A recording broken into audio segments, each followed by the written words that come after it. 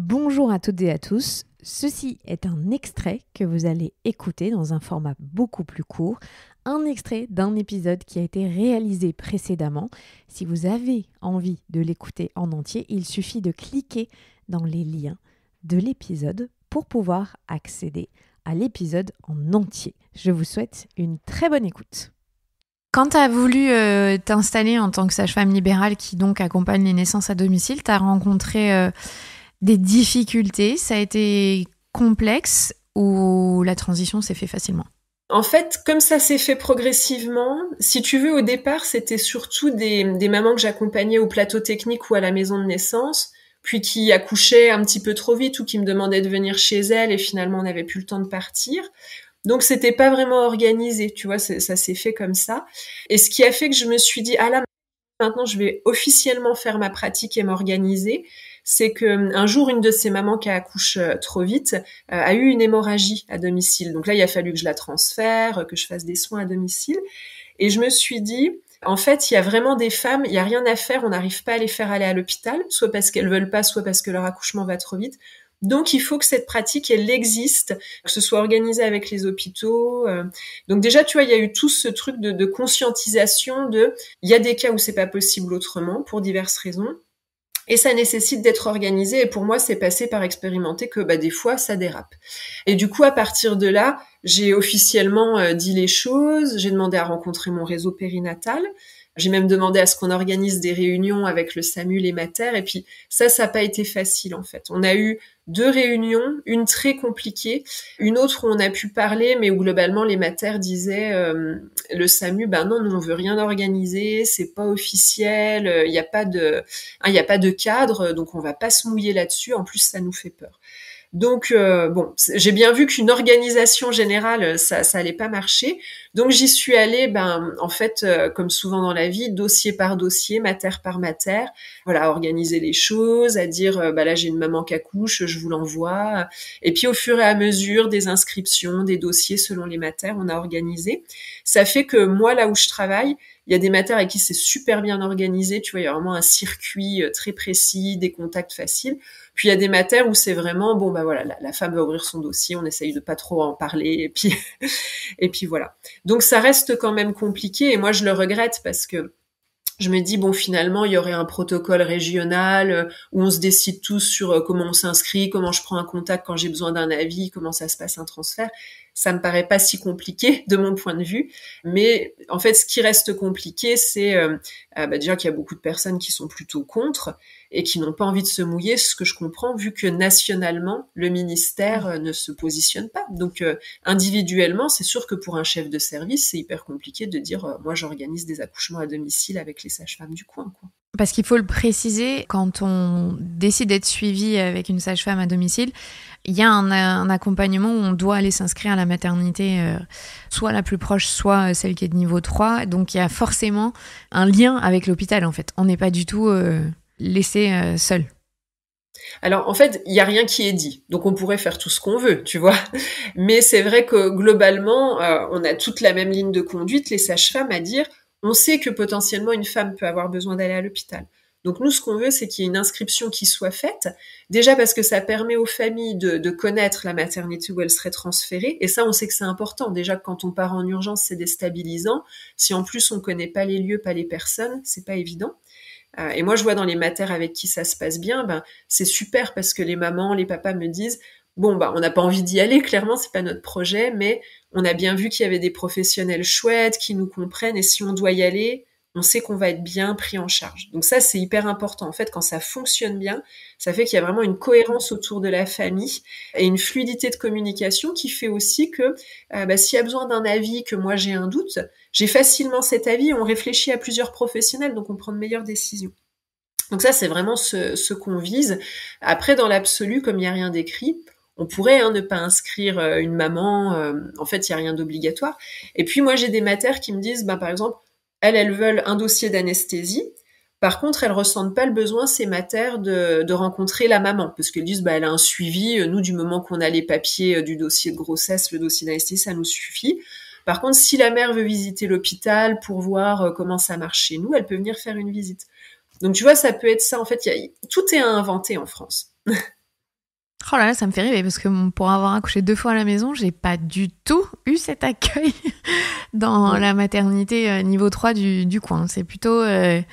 Moi, j'avais assez de confiance en moi pour exprimer que j'allais accoucher à la maison, que j'étais là, mais que c'était pas mon souhait. Pour recevoir la critique, le vous mettez en danger vous-même, votre bébé, vous faites n'importe quoi. Je les ai évidemment eu la première fois de la part de l'anesthésiste, la deuxième fois de la part de la sage-femme, et après vice-versa.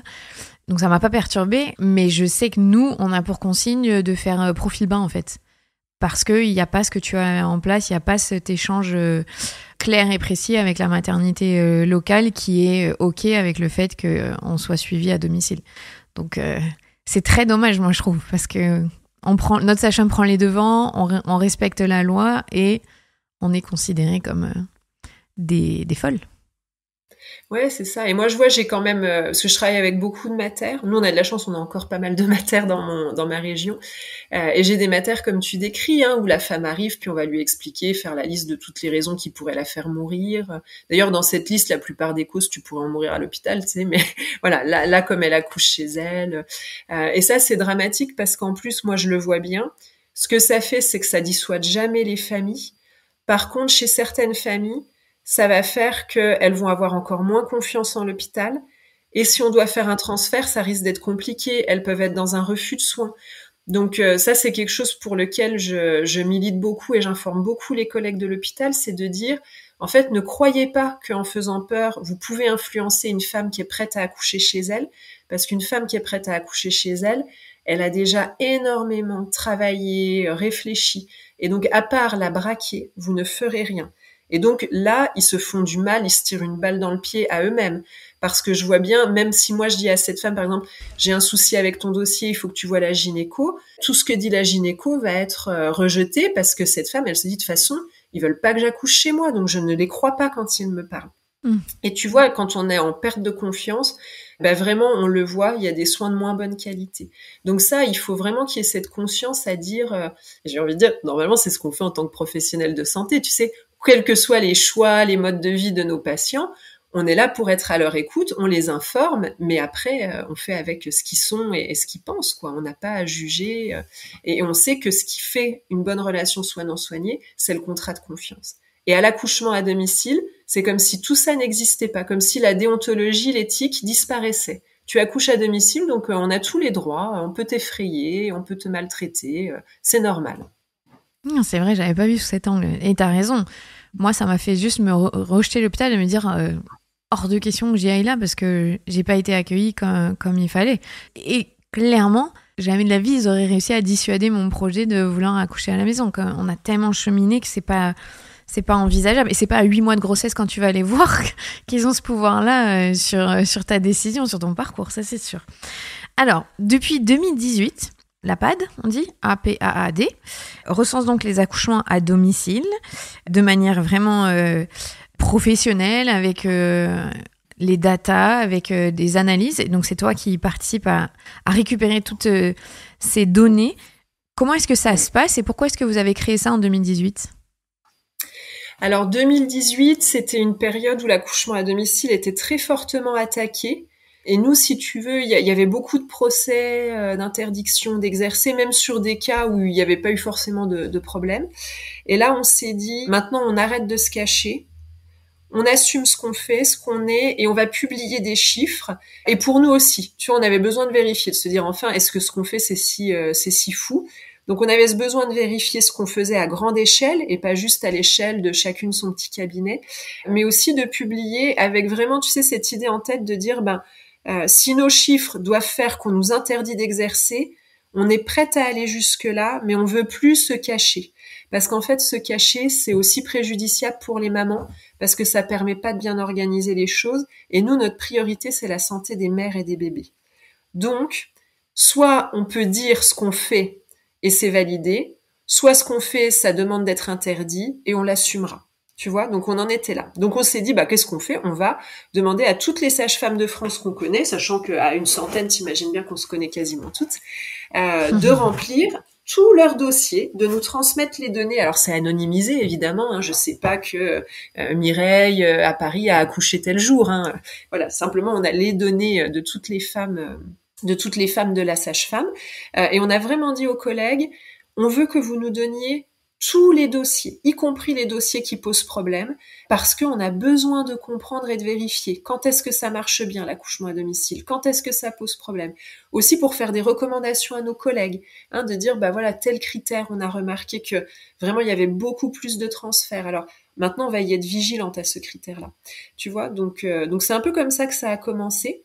Et alors le premier rapport était vraiment excellent, tu sais, c'était le meilleur rapport qu'on ait eu, les chiffres étaient magnifiques.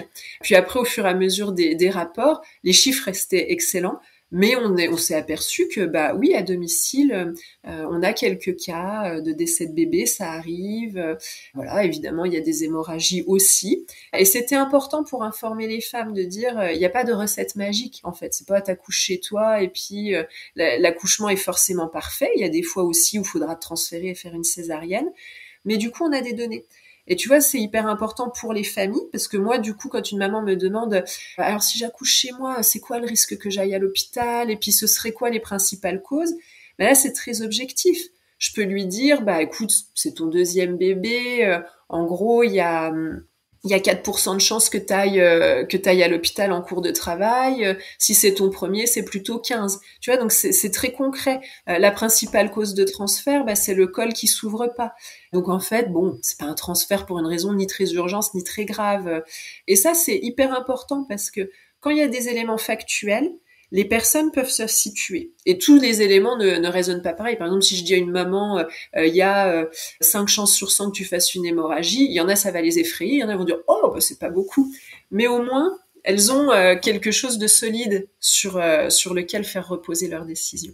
Donc on s'est aperçu que ces chiffres, ils étaient très bons pour les familles, pour se situer, faire leur choix. Ils étaient bons pour les sages-femmes qui pratiquent, pour affiner leur pratique, se rendre compte vraiment de quel matériel elles ont besoin, de quels sont les critères.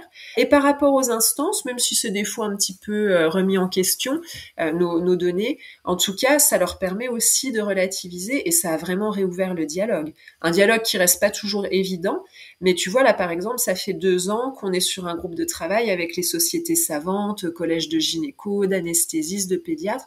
On n'aurait jamais pu faire ça avant parce qu'on n'avait pas d'éléments, donc on n'était que dans les croyances et les peurs. Que là, à force d'avoir des chiffres, on a pu dire, en vrai, on est des gens sérieux, il y a des éléments sur lesquels réfléchir, alors réfléchissons. Est-ce que tu arrives à comprendre pourquoi il y a une telle défiance du monde médical ? Je ne parle pas de la société, mais vraiment du monde médical envers l'accouchement à la maison en France. Moi, je pense que c'est pas directement l'accouchement à domicile, mais je pense que de manière générale, sage-femme, gynécologue, on est vraiment formé à la peur et à trouver la pathologie. C'est comme ça qu'on est formé. Et moi, je vois dès mes premières années d'études, c'était vraiment, on va vous former pour que vous empêchiez les mamans de mourir, pour que vous sachiez gérer les hémorragies. Enfin, globalement, le discours, moi, on m'a pas formé à accompagner la physiologie et on m'a pas dit la naissance, c'est magnifique, c'est super beau. Tu vois, on m'a formé à gérer un risque. Donc, quand d'emblée, tu es formé comme ça, et même maintenant que ça s'ouvre un peu plus et que dans les écoles, on forme à la physio, c'est quand même assez étonnant de te dire, il y a des écoles où le module physio, c'est une demi-journée en option. Tu vois, alors que ça devrait être au moins la moitié de ta formation, accompagner et soutenir la physio. Et par contre, tu passes des heures et des heures à faire de la patho. Si vous avez aimé cet extrait qui est assez court parce qu'on aime vous proposer des formats différents dans vos vies à 1000 à l'heure, eh bien, il suffit de cliquer dans les liens de l'épisode pour pouvoir accéder à l'épisode dans son entièreté. À très vite.